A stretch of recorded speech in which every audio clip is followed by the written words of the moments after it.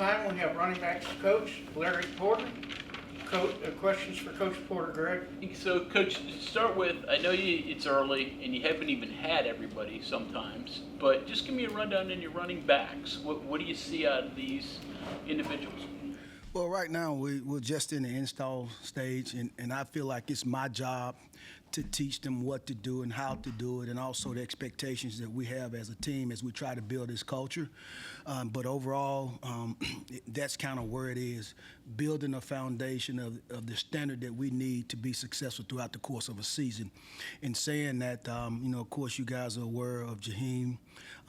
We have Cannon, who has come in and he's really working hard. Dear Hubbard, who was here last year, that we think that has a tremendous amount of talent, but he's still working. They're trying to find himself as we work into fall camp. And then you have Clay Ash, who's a steady hand, always worked hard, that we're very happy to have. And then we have some guys that are working themselves to get back out there. So is running back in this offense different than others, or is running back? You've coached in a lot of systems. How is this different for a running back? Well, I think it all starts with our head coach. He has a fundamental belief in running the football. Obviously, for me as a running back coach, it's something that I love and I enjoy. He's shown over the years that he would absolutely run the leather off the ball. If you look at the last 2 seasons, he's rushed the ball over 600 times each of the last 2 seasons. So for my room, that should speak to joy if, in fact, you work hard enough and you deserve the carries. Just speak to the pace of the practices. You've been in a lot of different systems and a lot of different styles and methods and whatnot, but it just looks like it's just almost like chaos out there for 2 hours. And I don't mean that. I mean that in terms of the activity and the things that are going on during the practice on both sides of the ball. So I'll go back and I'll say this again. Every single thing in this building starts with our head coach. Our mindset, our discipline, the way that we play, the way that we approach anything we do in this building starts with him. And in saying that, there's a standard that he expects, right? And he walks in this building every single morning with the same energy that we have to match. So it starts there. That's the floor. And then now trying to teach our players the expectations of what that looks like. And even me as a new coach, I'm learning that as well. And what I've come to understand is just come in this building and pull your heart on the floor every single day, and eventually you'll get to what he wants. And so it may seem like organized chaos, but it's a method to the madness because he completely understands what it takes to win, and that's still a work in progress as we go forward. I guess thinking quickly and being able to react quickly, just from the speed and the tempo of the way things go. I mean, that's kind of the way it is in games, right? Right, but we want to practice like we play, which means when you take the field, you got to be locked in from stretch until the last whistle blows. You got to be absolutely locked in. And as coaches, it's our job to do that. I think he said the other day, we have to take them a place where they can't take themselves. And so for us, again, we have to be locked in and ready to do that as well because these players are counting on us, coaches count on us to take these guys in this program somewhere that it hadn't been. So the energy, I love it because, again, you know what to expect when you walk in this building every single day because our head coach has already set the tempo for that, And so whether it's on the field, whether it's walking in the cafeteria, whether it's in the weight room, whether it's in the training room, whether it's on the field, it does not matter. You know the expectations. And when you know the expectations, it's easy. I say easy. For me, it is to walk in this building and understand really and truly the assignment from that perspective. Last thing on that, I guess, one of the hardest things, I guess, to do is to think and perform when you're tired. So is there a kind of a... Yes, and again, if you practice like you play, the games become fun. And I have been a part of that. And so we're going to get them in an elite level of conditioning. That's part of what we're trying to get done, right? Because when you look at it, the way that we practice, we'll get to a point to where, once we get to a game, we're probably doing half of that, right? And so you're able to give more and sustain it at a high level simply because you've been conditioned to do it over and over and over and over.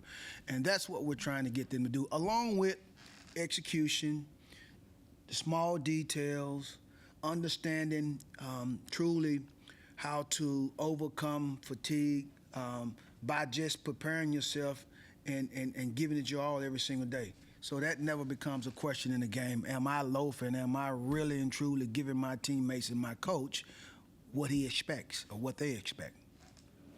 What does Jaheim do well, and what are you trying to get him to improve upon? Well, again, I think he has a good skill set. I think he's an elite processor from the standpoint of being able just to navigate space in front of him. But I think that he has a lot of room to grow in every area, and he's learning how to push himself, and we're trying to get him to that point. But he has a lot of room to grow. I think he's just scratching the surface of what he can ultimately become. But again, it's that standard, and it's our job or my job to take him where he can't take himself, and that's kind of what we're working through right now. Larry, are there any differences in base fundamentals that you all have to get across from the way Coach Rodriguez wants them to what you want to see, right down to, say, landmarks on an outside zone run or the way you mesh and things like that? Are there changes there that you're having to coach early on? Absolutely. First of all, again, I can't say this enough, but it's when you have a coach like Coach Rodriguez, who is a leader of men, right? And there is no misunderstanding about what he wants and what he expects. And I've talked about from a program perspective, but offensively, the way that we practice, the way that we meet, and the way that we install, again, there's a method to the madness there to one, get them not just to know what they're doing, but why they're doing it. And then, I think we're to the point now where we're trying to hone in on just the small details because that lead to execution. So that's a big thing right now. But when we meet, there's a clear understanding when we walk out of that meeting room of what we're trying to get accomplished with each scheme that we're installing. So, and I'm thankful that we have a great staff that works together, that communicates. All that's been awesome.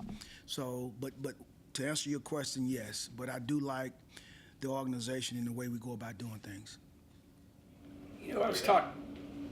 How do you feel about two-back sets? And because for a while, Rich here had some pretty unique two-back sets. Big guy, little guy, two smaller guys. You're probably short-handed right now, so maybe you can't do it. But is it possible, and how do you get there, and then what type of personnel do you have to have? Absolutely. I love it. I think Coach loves it as well. But I know y'all have heard this before, earn success, right? So as we continue to build this program and build these young men, and as guys continue to show that we can count on them and we can trust them as players and they're playmakers, then we'll find ways to get them on the field, which one of those ways is getting into a two-back set. And again, Coach has a tremendous amount of experience in being able to navigate that as well. Has it kind of gone away a little bit? I mean, obviously, older days, Wishbone, you had a whole bunch of running backs back there, different mutations of that. But as the quarterback became like a running back, did that kind of go away a little bit, and it was just quarterback, running back? And not necessarily. Again, it's all just based on what you believe philosophically, right? And what you're trying to get done. And what Coach has done over the years, which I think is phenomenal, is he's adjusted to the talent that he's had in his room. And whether he's had an elite quarterback that can run, whether he's had a quarterback that maybe not as athletic but two good running backs, even at the wide receiver position, being able to factor them guys in sometimes in the run game. But if you go back and look over time, the job that he's done and truly just maximizing the talent that he has in front of him is pretty impressive. you have to have a big guy, because one has to be a blocker if you're going to have two back there, but it's not always like that either. But again, it's about maximizing the talent that you have in there, right? So you may not have a big back, but you might have a big tight end, an athletic tight end. So it's a number of ways to get around manufacturing a two-back set. I was talking to somebody the other day about, urgency and I guess patience. Maybe when you got into the profession and you had a guy that you could say, well, maybe 1 or 2 or 3 years they might get it, or they might be able to develop into the kind of player that we want. Well, in this day and age, they're probably going to leave and go someplace else, or your roster's going to change over. Is it changed the way you have to go about teaching and developing, knowing that they have to get it quickly? that you're in a deal now where you got 72 new players on your team this year, and how teams change over. Does that change any at all? So I think it's a combination of a lot of things, right? So we was talking about this the other day. With the fluidity of your roster, you have to have, not have to, but you would want to have coaches who are elite teachers. That minimizes some of that. And then the other aspect, I still think that there's a place in every or on every roster for development. And there's a lot of young kids. I love high school kids that you can get that's raw, and being able to pour into those guys and teach them from the ground up. Because then that chemistry, that continuity, that familiarity, all that matters at the end of the day. Yeah. And when you can get them and build them from the ground up, they also can carry the message of your program when newcomers come in. So I'm not just completely against getting young guys. I enjoy that, honestly. But again, as a coach, you need to have a method of teaching that as you present to these young guys, they can process it and thrive because of it. That's had to force you to be a better teacher, I guess, and a more efficient, right? 100%. Yeah. Mm-hmm. How do you do that? How do you get that message across? How do you get them to understand what you want them to do? That's exactly what you just said. You have to, the system that you have to understand how to present it, how to teach it, and making sure that they process it properly. Because the other thing that you have is that every kid is not the same. So you have to meet them where they are, and then you have to pull them forward with you. Because again, there's a standard and a level of expectation that they must meet.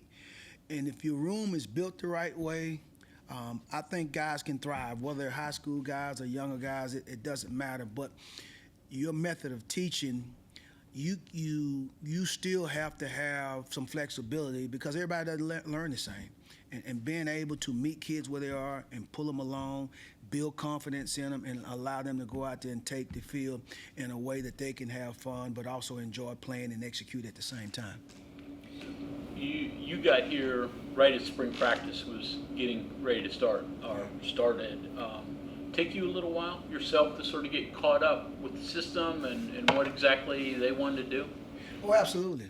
You know, when you coming in and they're 5 or 6 days into spring ball and just being able to try to settle in and get going. You know, my first priority was to understand what the head coach wants and what his expectations are, you know, along with learning the offense and then, you know, what you mentioned earlier, finding ways to present it and teach it in a way that kids can get it effectively and go out and execute. So, you know, but again, with Coach, you know what you're getting every single day when you walk in this building. Once I, you know, kind of figured that out and understood the expectations and how he goes about doing things, and it's just a matter of just falling in line and coming in here and giving your best every single day. You adjusted to Morgantown yet? You? Absolutely. We're still undefeated. I'm in great shape. You've coached in the South mainly. Ever had practice when it was 60 degrees in August or 68 at the start of practice like it has been? It was a little different. I was probably a little upset. You know, I love the heat, love working, I love the grind. I think the summers in fall camp is really when you truly start to mold your team together. And part of that mold, being able to mold them, is them facing adversity. Us facing adversity as coaches when they're tired and they're wondering and trying to figure out how to get through this, and you having to grab them and pull them and show them things and pull them in places, two places that they didn't know that they could go. And all of a sudden they start to get big-eyed because they're surprised that, you know what, I can do this. So I love fall camp. I love heat. The fact that it's not as hot as I like it just put me in a position to coach them harder. You've spent some time coaching fullbacks, H-backs, and tight ends, right? I am. Auburn, right? Yes. What do you see from those guys here as that ties together with your running game, what you guys want to do? Well, first of all, I think they got a coach that I'm very, very high on, Coach Nice. I love his approach, his attitude. I think he's a great teacher. I think he demands. He's played the position. He understands the toughness and the mindset that you got to have. I think that's the foundation of it all. He's been with Coach. over the years, the last few years anyways, and they've had some success, but they've had some struggles. So he understands the transition at times his offense is taking. So I think these guys in that locker room are very, very happy to have him. With that being said, I do think that we have a group of individuals as the tight end H-backs that are fully committed to getting better and growing, and that's what I've seen since I've been here. And I think that they'll be a very integral part in what we do and as well as our success this fall.